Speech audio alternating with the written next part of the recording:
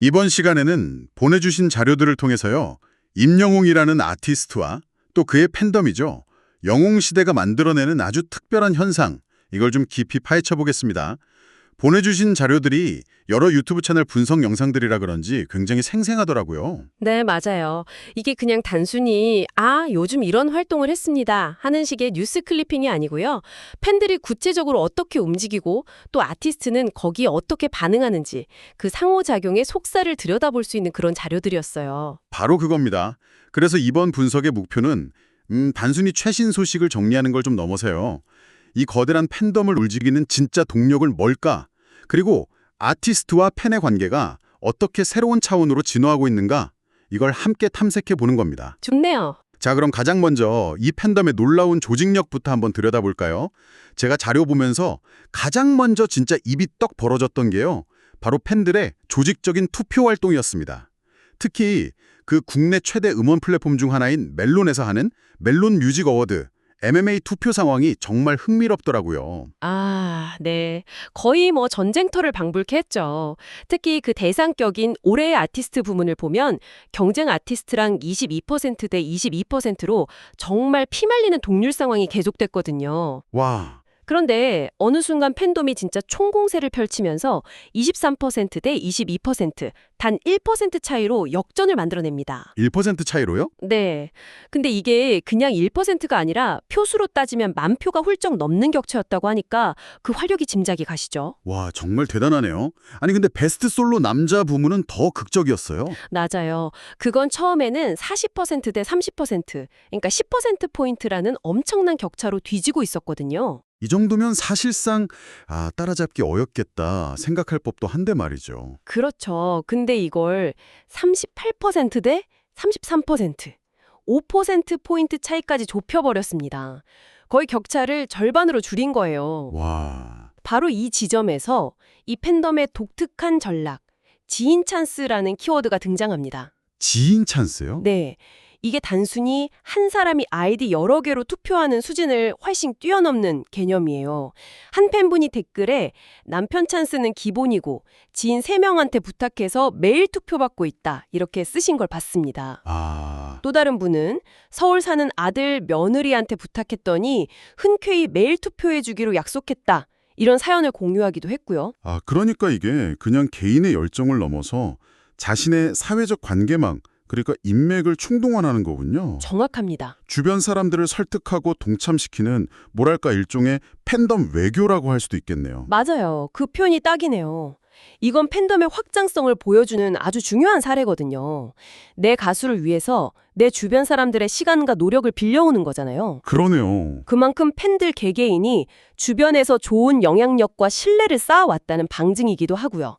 단순히 좋아요 누르는 소극적 지지를 넘어서 실질적인 행동을 이끌어내는 조직력, 이게 이 팬덤의 핵심 동력 중 하나인 거죠. 투표가 전부가 아니라는 정도 놀라웠습니다.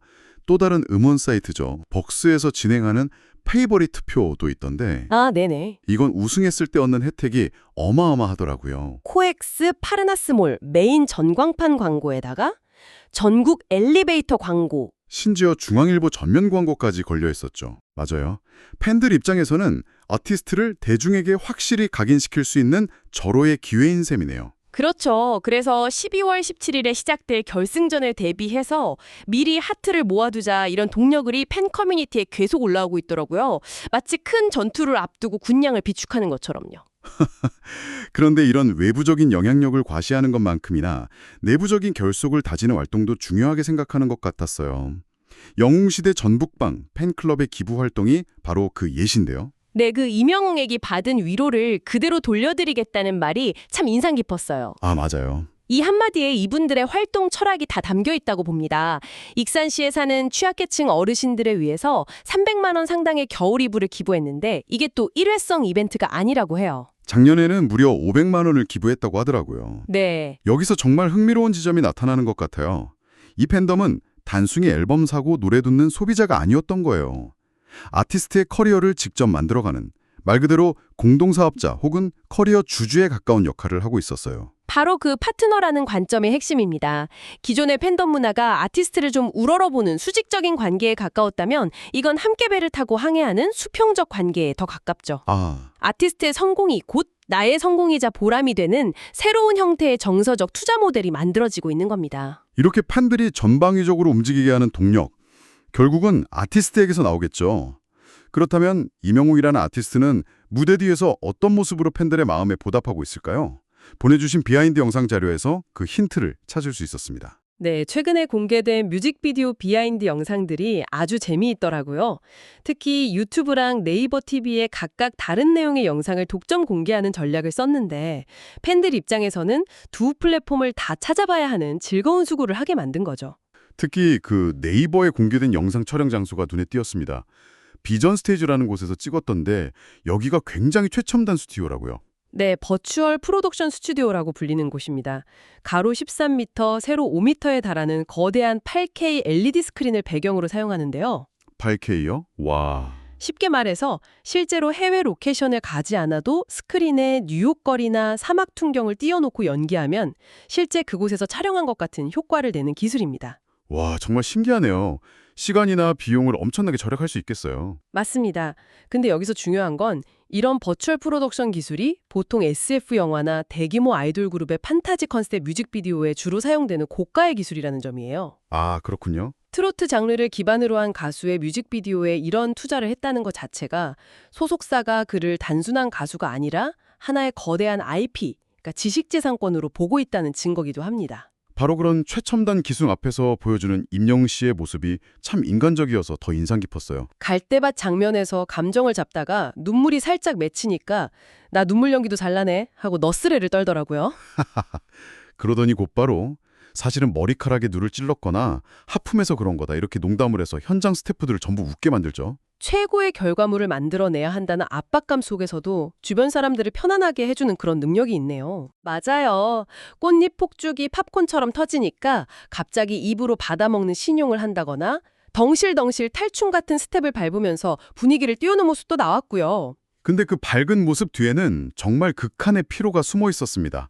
연일 이어진 촬영 때문에 한 스태프가 간이 필요하다, 이러다 몸 상태가 확 올 것 같다고 걱정할 정도였으니까요. 맞아요. 실제로 촬영 중간에 잠시 앉아서 휴대폰을 보다가 그대로 잠이 들어버리는 모습이 카메라에 잡히기도 했어요. 아, 본인 입으로 빨리 끝내고 순댓국 먹으러 가야지 하고 툭 던지는 말에서 그 고단함이 느껴졌습니다. 그런데 바로 여기서 이 모든 걸 관통하는 가장 중요한 포인트가 나옵니다. 왜 이렇게까지 힘들게 여러 편의 뮤직비디오를 찍느냐는 질문에 대한 그의 대답이었죠. 맞아요. 저도 그 부분에서 잠시 멈칫했습니다. 뮤직비디오가 많으면 영웅시대 분들이 좋아할 것 같아서. 이 한마디에 모든 게 설명되더라고요. 자신의 육체적 필요보다 팬들의 기쁨을 최우선으로 생각하는 그 마음. 이게 팬들에게는 그 어떤 화려한 퍼포먼스보다 더 큰 감동으로 다가갈 수밖에 없는 것 같습니다. 그 진심을 아주 상징적으로 보여주는 일화가 또 하나 있었죠. 바로 2집 앨범에 수록된 트로트곡 우리에게 안녕과 돌아보지 마세요를 녹음한 장소에 대한 이야기인데요. 아, 그 곰팡이 냄새나는 지하 스튜디오 이야기 맞죠? 네, 맞습니다. 지금은 최첨단 장비를 갖춘 소속사 녹음실이 있는데도 굳이 6년, 7년 전 무명 시절에 이용했던 그 허름한 지하 스튜디오를 다시 찾아갔다는. 네, 팬들은 바로 이런 서사를 통해서 아티스트와 더 깊은 유대감을 행성합니다.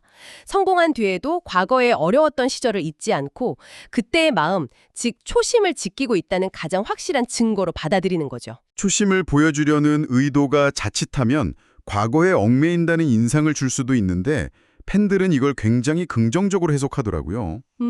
왜 그럴까요? 네, 왜 팬들은 이걸 긍정적으로만 받아들일까요? 아마도 그 행동이 일회성 퍼포먼스가 아니라 평소 그가 보여준 진솔한 태도와 일관성을 갖기 때문일 겁니다.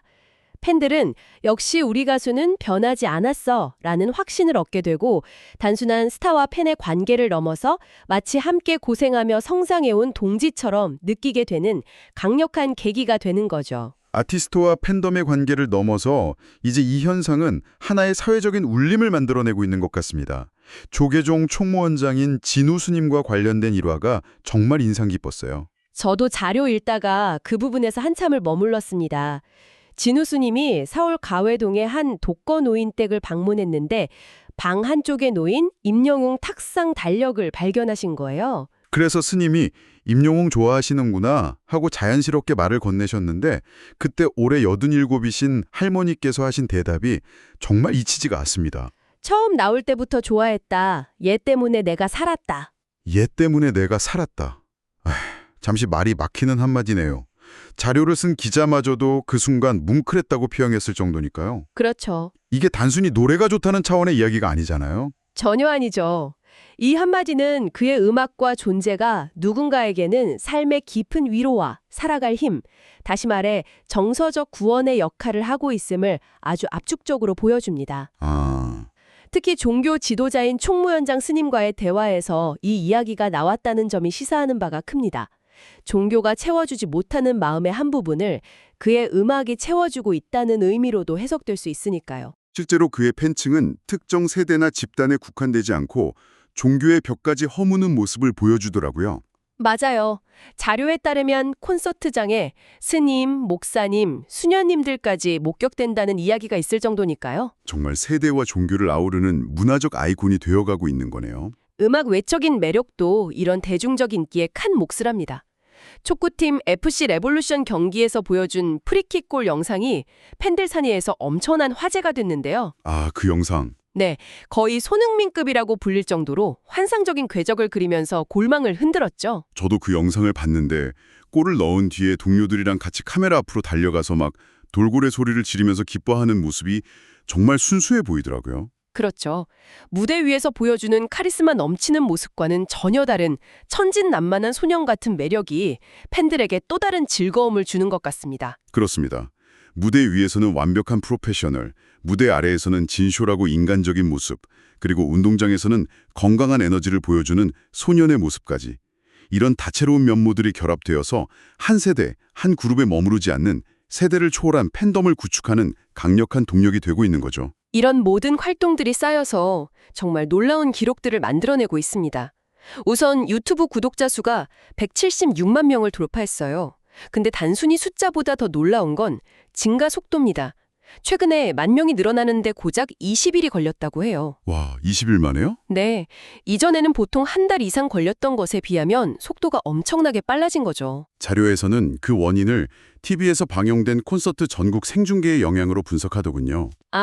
콘서트를 직접 보지 못했던 대중들이 방송을 통해 그의 매력을 확인하고 대거 팬으로 유입되었다는 해석입니다. 일종의 대중픽이 된 거죠. 빌보드 차트 성적도 그냥 지나칠 수 없습니다.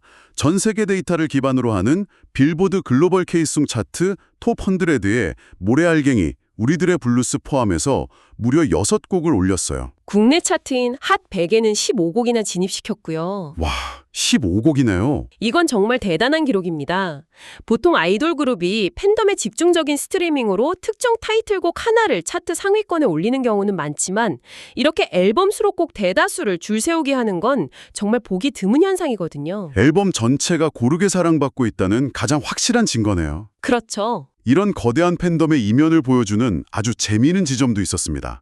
바로 팬들 사이에서만 공유된다는 꿀팁인데요. 티켓팅 팀 말씀이시죠? 네, 콘서트 티켓팅에 대한 거였죠. 저도 그 부분 아주 흥미롭게 봤습니다. 보통 티켓팅은 서버 시간을 기준으로 정각의 버튼을 누르는 게 상식이잖아요. 그렇죠. 그런데 여기서는 정각까지 기다리지 말고 5초 전부터 혹은 1, 2초 전부터 미리 예매 버튼을 막 미친 듯이 연타해야 성공 확률이 높다는 팁이 공유되고 있더라고요. 정말 경험에서 우러나온 지혜네요. 그렇죠. 이건 팬 커뮤니티가 단순히 응원 메시지만 나누는 공간이 아니라 공동의 목표 달성을 위해 정보를 교류하고 전략을 짜는 집단지성이 활발하게 작동하는 공간임을 보여주는 작은 예시입니다.